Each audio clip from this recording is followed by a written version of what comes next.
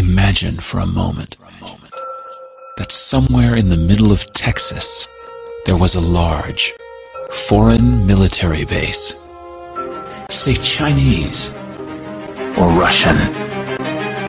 Imagine that thousands of armed foreign troops were constantly patrolling American streets in military vehicles.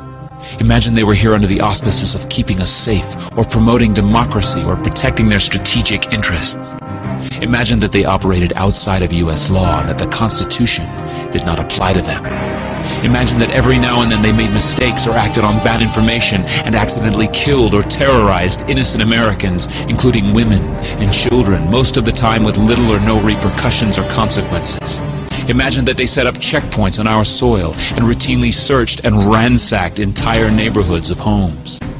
Imagine if Americans were fearful of these foreign troops and overwhelmingly thought America would be better off without their presence.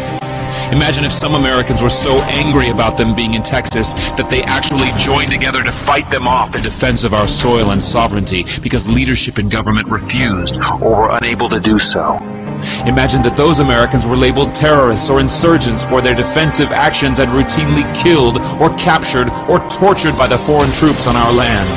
Imagine that the occupiers' attitude was that if they just killed enough Americans, the resistance would stop, but instead, for every American killed, 10 more would take up arms against them, resulting in perpetual bloodshed. Imagine if most of the citizens of the foreign land also wanted these troops to return home. Imagine if they elected a leader who promised to bring them home and put an end to this horror. Imagine if that leader changed his mind once he took office.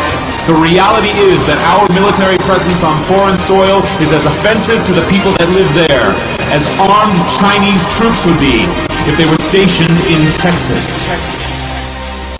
Shutting down military bases and ceasing to deal with other nations with threats and violence is not isolationism. It is the opposite. Opening ourselves up to friendship, honest trade, and diplomacy is the foreign policy of peace and prosperity. It is the only foreign policy that will not bankrupt us in the short order, as our current actions most definitely will. I share the disappointment of the American people in the foreign policy rhetoric coming from the administration. The sad thing is, our foreign policy will change eventually, as Rome's did, when all budgetary and monetary tricks to fund it are exhausted.